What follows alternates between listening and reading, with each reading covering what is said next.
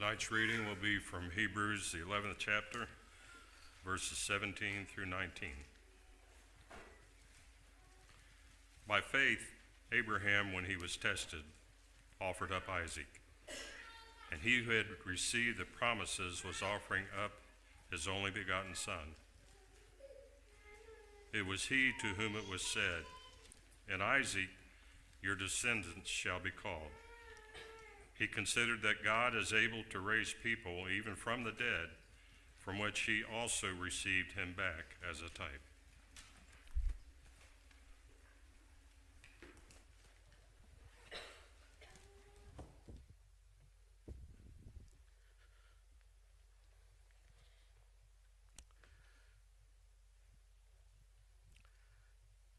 Life is tough. There's a lot of things that we have to deal with day to day. A lot of obstacles that we have to overcome.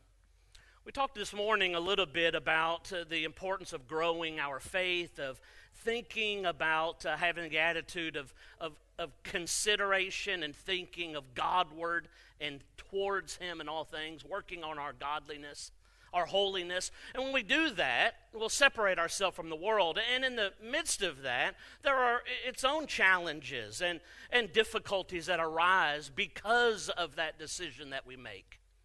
But even besides that, life has other challenges. It brings about other difficulties. Life itself is challenging. The world that we live in is challenging. Being human is challenging. That's a part of life. It's a part of what God has designed it to be. And it would be easy for us to sit back and bemoan those difficult moments and times, or we can consider the purpose of them. But there's a reality to that. Man, that's easier said than done. Because there's challenges that we have to face. Individually, there are challenges that we face. As a family, there are challenges that we face. As a married couple, there are difficulties and challenges and hard things that have to be worked through. As a parent, I will often contend is the hardest thing that I have yet been called upon to do. There are lots of challenges that we have to step up to. A lot of tests. But tonight I want us to consider the reality of what those are. That God puts those things in our way, that God allows those things to happen in His world to better us, to benefit us. And if we can tonight grab hold of that reality, if we can apply some biblical principles that we'll talk about tonight, it will make navigating those difficult times much easier, because it will be our perspective of where it needs to be. We're going to study tonight from Genesis chapter 22. We're going to spend almost our whole time taking a look at that passage and principles that we can learn for this incredibly difficult test that God put in Abraham's pathway that he navigated. And He put principles to work that we can look at, that we can study, that we can take notice of, that we can apply in moments of difficulty, in moments of test or trials, even for us today. Now, before we do that, I want to take just a moment to make one quick distinction between what we're going to talk mostly about tonight, tests, trials, common things of life, difficult things that we have to deal with, and the difference between those things and temptations that the devil places upon us. Now, those things are difficult as well. Those things are obstacles. Those things are also things that we must navigate, but they are different in so many ways. You see, temptations, they come from, in every way, the desires within us. Satan understands us, he sees us, he knows our strengths and he knows our weaknesses, and he preys upon those desires. But yet, the tests and trials that come from the Lord have a special purpose for us. Temptations brought about by the devil are meant to bring out the very worst in us. But tests and trials and things of life that God allows to happen, they are meant to bring out the very best of us. And one specific thing that we're going to see from Genesis chapter 22, what makes it difficult to navigate sometimes is most of the time temptation makes sense. And it seems reasonable. And it seems logical. And this seems great and fun. And a lot of times the tests and trials and difficulties of life that we have to navigate often seem unreasonable. Often don't make much sense in the moment.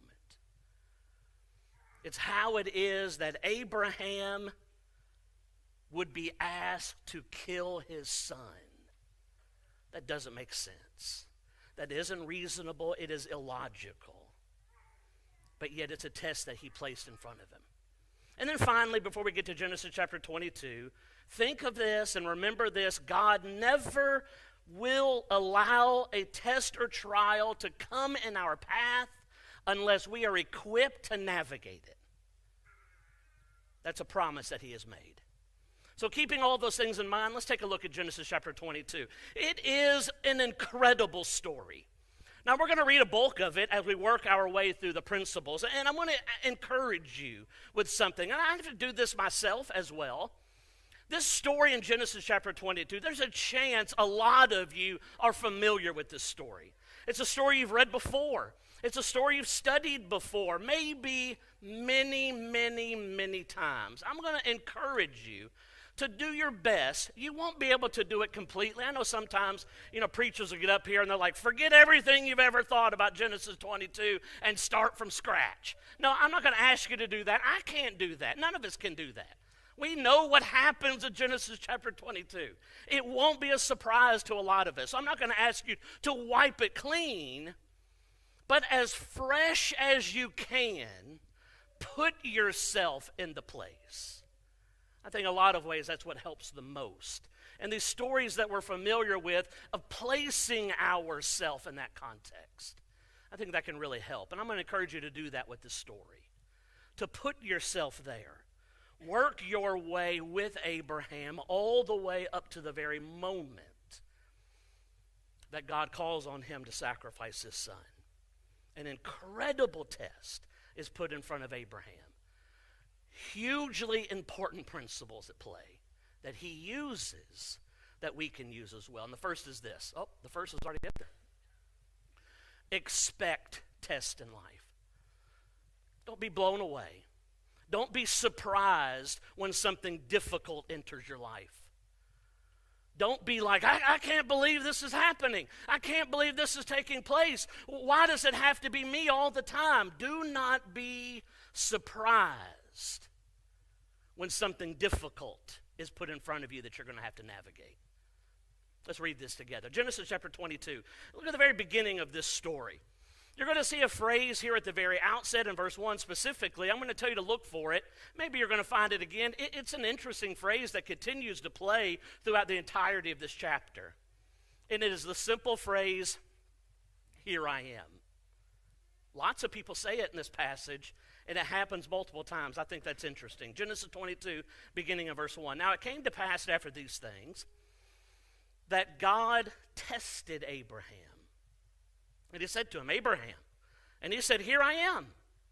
And he said, take now your son, your only son Isaac, whom you love, and go to the land of Moriah and offer him there as a burnt offering on one of the mountains of which I shall tell you. Now, what an incredible thing to hear.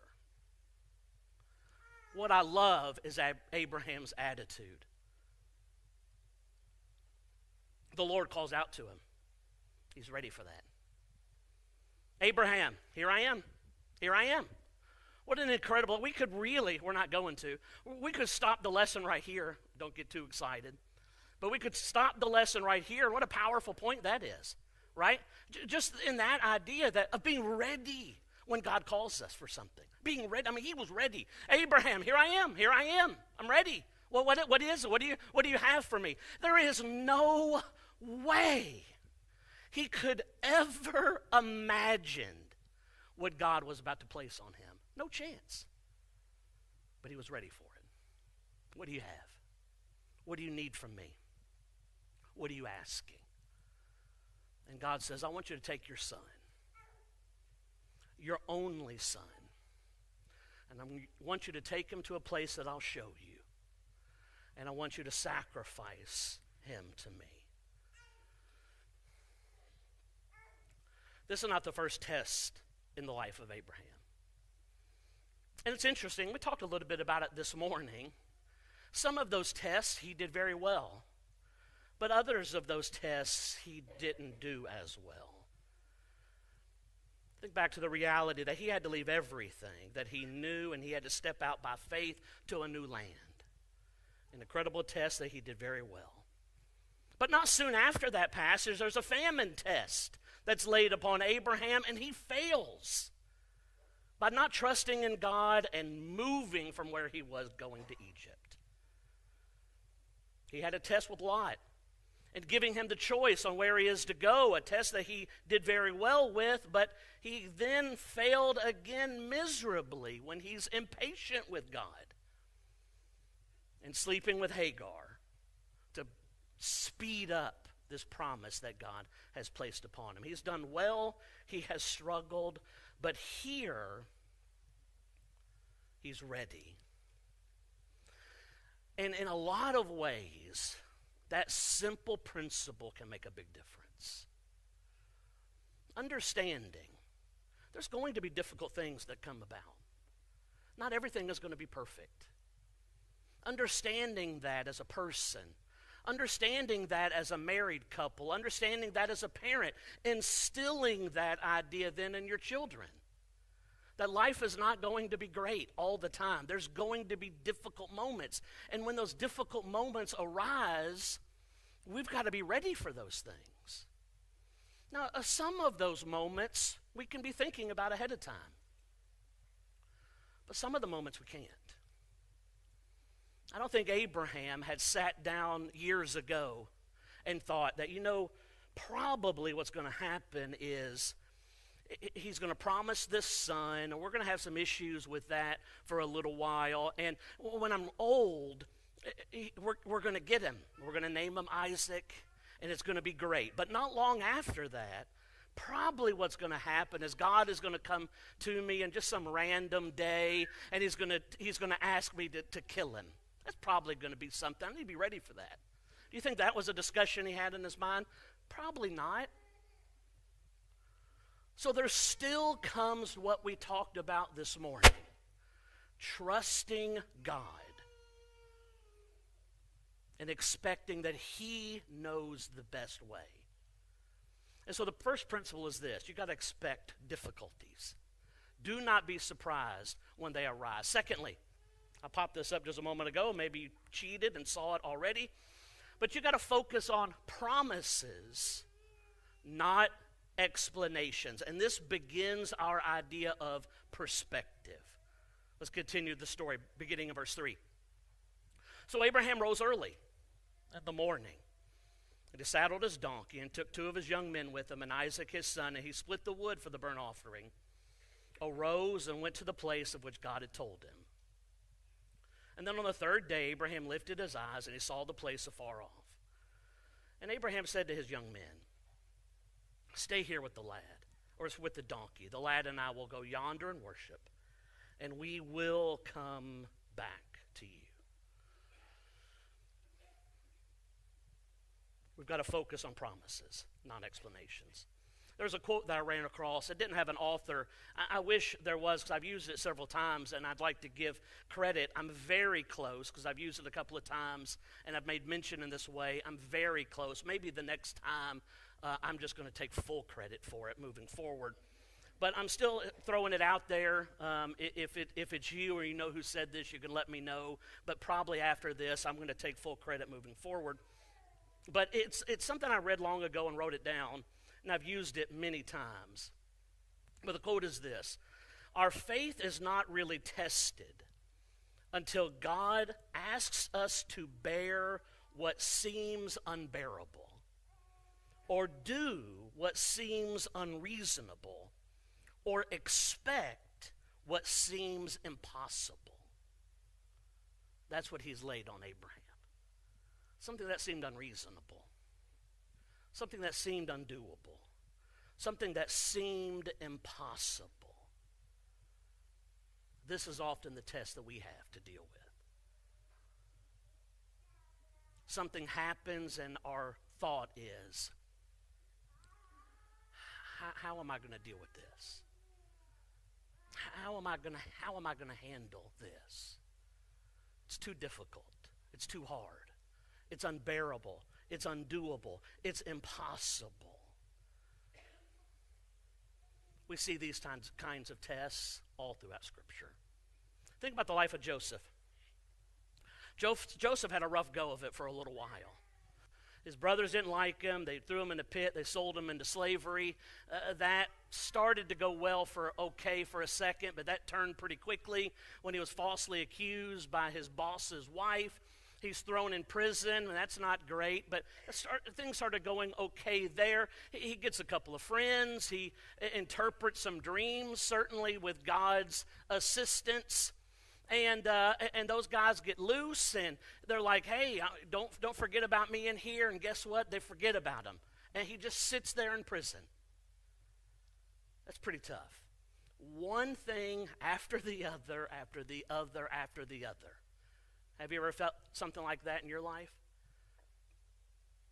Where something difficult comes, and then something difficult is right on the back end of that, and something difficult is right on the back end of that, and something difficult is right on the back end of that.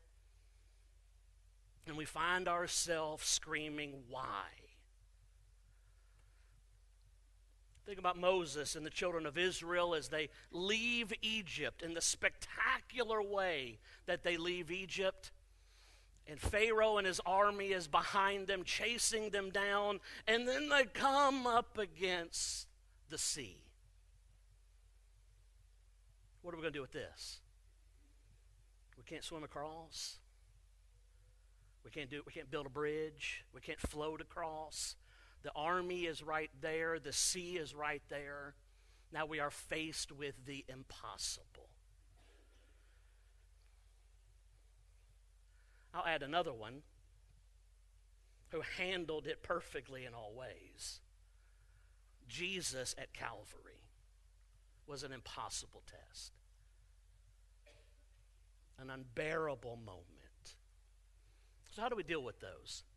Well, the only way that we can deal with those, as we have up on the screen, we've got to live by promise and not by explanation.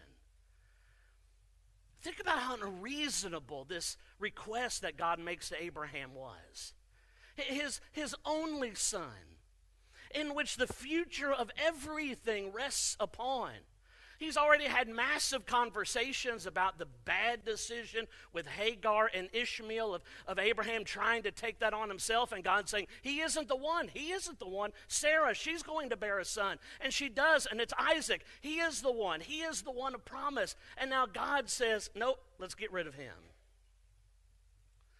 And when something like that happens, when God sends a test or a trial in our way, oftentimes our first response is, why? Why, Lord? Why, God, are you doing this to me? Followed very quickly, oftentimes, by why me at all?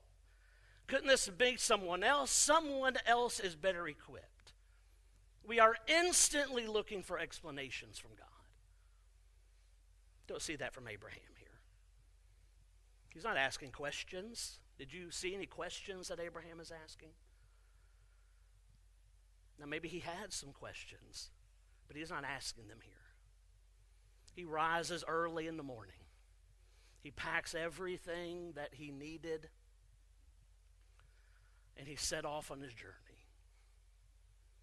But how do we know, instead of explanations, he's focusing on promises? Because he knows what God has said. That's where Hebrews 11 helps us. We had it read before the sermon. It is an incredibly high level of trust that Abraham was even able to concoct this in his mind. But we know he did because the Hebrew writer helps us. Abraham was so sure in what God had promised him, that if he was to strike his son and kill him, that God was going to raise him from the dead. Now, that's not been anything that God had mentioned before, or anything that God has done a multitude of times that he can point to. But he was so sure in the promises that if he did kill him, he would raise him from the dead. Because he knew God's will would never contradict his promises. That's what faith does. Faith doesn't demand explanation. It rests on promise. And so what has God promised? Well, he's promised that there's going to be difficult times. But yet he's also promised that he is there to help. He's promised he is there to carry our burdens for us. We read a passage like that this morning from Hebrews chapter 4. He has promised that he will not put on us anything that we cannot handle or deal with or go to him for in any capacity. He has promised all of those things. He has promised the reality that this life and everything that happens here doesn't matter very much anyways, because it's temporary. And ultimately, what makes all the difference is eternal things. And so you want to be able to deal with difficult things in life, you've got to really lean in on promises, not explanations. Number 3, we've got to be able to depend upon God's provisions. Look how the story goes. Verse 6. Verse 6, now Abraham took the wood of the burnt offerings and laid it on Isaac his son. He took the fire in his hand and a knife, and the two of them went together. But Isaac spoke to Abraham his father and said, my father. And he said, here I am, my son. And they said, look, the fire and the wood, but where is the lamb for a burnt offering? And Abraham said, my son, God will provide for himself the lamb for a burnt offering. So the two of them went together. They came to the place which God had told him, and Abraham built an altar there, placed the wood in order, and he bound Isaac his son and laid him on the altar upon the wood. And Abraham stretched out his hand and took the knife to slay his son. But the angel of the Lord called to him from heaven and said, Abraham, Abraham. And so he said, here I am. And he said, do not lay your hand on the lad or do anything to him, for now I know that you fear God, since you have not withheld your son, your only son, from me. And then Abraham lifted his eyes and looked, and there behind him was a ram caught in a thicket by its horns. And so Abraham went and took the ram and offered it up for a burnt offering instead of his son. And Abraham called the name of the place, the Lord will provide, as it is said to this day, in the mount of the Lord it shall be provided. You don't have to be a great scholar to figure out the key components of this section of text, because we see it multiple times. Verse 8 specifically, when Isaac is asking about the sacrifice, and Abraham says, God will provide that. And then again in verse 14, after the ram has been given to Abraham by God, he names the place. What should we name this? What has happened here? The Lord has provided here. And so we see this idea that in the most difficult of times, Abraham understood that God will provide. God did provide the sacrifice that was needed. And so understanding that in times of testing, it's so easy to be caught up in our needs and our difficulties and our burdens.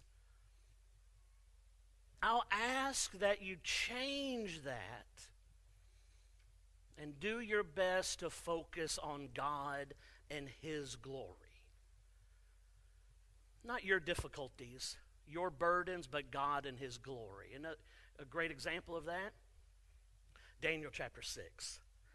Daniel chapter 6, old man Daniel at this time, And he's doing quite well for himself in the kingdom, and he has elevated himself to second in command. And because of that, there are certainly people around him who are jealous about that, and they want to get after him. And so they start going through his garbage, right? I mean, that's what they do in the movies. They start going through his garbage. They're going through his closets, trying to find all the dirt on Daniel, and there just isn't any dirt there. And they come back and they say, listen, we've tried to find all the skeletons in his closet, but guess what? He doesn't have any. And so they then concoct a deception or a lie about Daniel and his allegiance. And they get the king to sign a decree that if anyone petitions anybody but the king, they're going to be thrown into the den of lions. And Daniel knows this, the text tells us. He knows this decree is signed. And he goes up into his room, as was his custom. And he gets on his knees and he prays. What does he pray there? Lord, I'm in big trouble. Lord, these lines, that's a bad deal. Keep me safe. Lord, I've been tricked and duped by these evil people. Punish them with your righteous wrath. No, he doesn't do any of those things. The text tells us that Daniel, as was his custom, bows his head and gives thanks. It would be easy to say, I mean, what was he thankful for right there? Well, he's thankful for God. His perspective was where it needed to be. It wasn't on him. It was on God. And if we're going to make it through the difficult spots in our life, that perspective has to stay true. If you cannot lift your eyes off of yourself, you will be overcome by those difficulties. You will be drowned out by trouble. But if you can stay focused on God, constantly bringing him the glory, that's how you make it to the other side. And finally, principle number 4. You have to stay looking forward. Understanding in God's promises, he has incredible things in store for you. Incredible things. Yeah, absolutely. Absolutely. Incredible things in eternity, for sure. But there is always an afterward to the test in this life. Even if we were to physically succumb to a difficulty or a test in life, physically lose our life because of that difficulty, there is always an afterward. Always an afterward after those tests. A lot of times that afterward comes here in this life. But there is a reality that there is always more to look forward to because what God has in store for you. That is a huge component to this story. I'm going to give you 2 examples of that. The first is in chapter 22 where we've been, picking up the story where we've left off, specifically in verse 16. The angel is called to Abraham a second time, and he has this to say, "By myself I have sworn, says the Lord, because you have done this thing and have not withheld your son, your only son. Blessing I will bless you. Multiplying I will multiply your descendants as the stars of the heaven and as the sand which is on the seashore. Your descendants shall possess the gate of their enemies. In your seed all the nations of the earth shall be blessed, because you have obeyed my voice." And now to finish this story, Abraham returned to his young men. They rose and went together to Beersheba, and Abraham dwelt at Beersheba. You see what happens at the end of this story? Well, what is it? We're pointing to the future. We're looking forward. We're looking forward. We're looking forward. Think about what a huge component to Abraham's life that is. I felt like this morning we read a passage exactly like that 9 other times from 9 different places. It's because God was always pointing Abraham forward. Always pointing him forward. There is incredible things in store for you. Do not lose sight of that. And we have to keep that in mind. Incredible things in store for us. I'll give you one other freebie. Not just for Abraham, but also for his son. There's a very interesting mention in this chapter, wrapped up in one of these weird moments of text that we don't love, genealogies of people begetting people with names that we can't pronounce, that we oftentimes just kind of scan over. But if you do that at the end of this chapter, you miss a really important name that is tossed out there. And it is in every way about great things in store. In chapter 22, in verse 23, Bethuel begot Rebekah. These 8 Milcah bore to Nahor, Abraham's brother, and continuing on. What an interesting mention here. Rebekah, the one God was holding and saving for Isaac, the young lad here put upon the altar, looking forward to what God has in store for you. We think about these 4 principles. We think about the difficult things that we have in life, individually, as a family. If we're looking to get to the other side, it is expecting that the tests in life are going to happen. Focus ourselves on promises, not on explanations, depending on God's provisions and looking forward to what God has for you. Now, I'm going to ask you to do one thing. I want you to take a moment. You could do it right now. You can do it in the next couple of days. Think about a test, a trial in your life in the past. And I want you to think about one in which you feel you didn't do great with. And I want you to think about these 4 things. And I want you to think about the reality. If you could have applied 1, 2, 3, or all of these things in that moment, what difference that it would have made? My guess is you're going to find it would have made a significant difference. Now, there's nothing we can do about that trial in the past. That trial is gone. You're on the afterwards that we've talked about. But what that will do for you is it will solidify the reality that in the tests that maybe you are enduring currently, or most certainly the ones that will inevitably come, you know that applying these principles that we learned from Genesis chapter 22 will absolutely make a difference.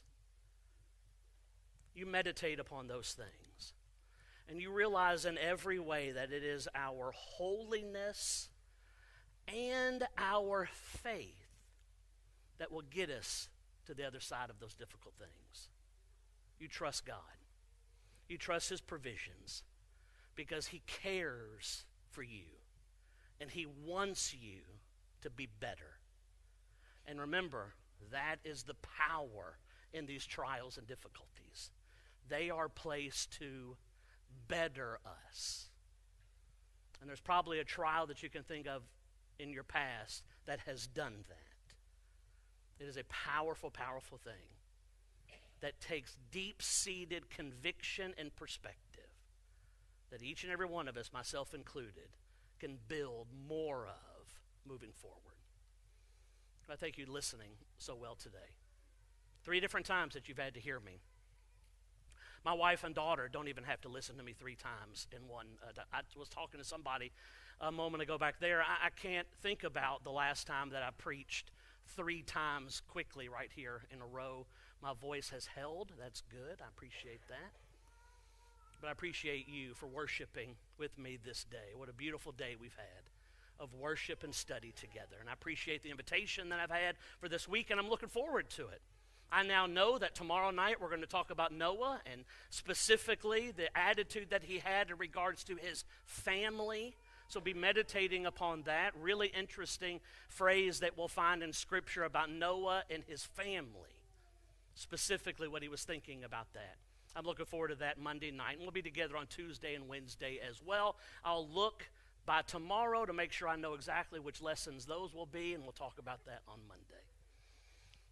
I appreciate you so much. We're going to sing a song of invitation. It gives us another opportunity. And listen, the reality is it's a great it's the best of opportunities because it's the opportunity we have right now. That each and every one of us can be thinking about our relationship with God. There is not a promise of another opportunity. It's what makes this one so good.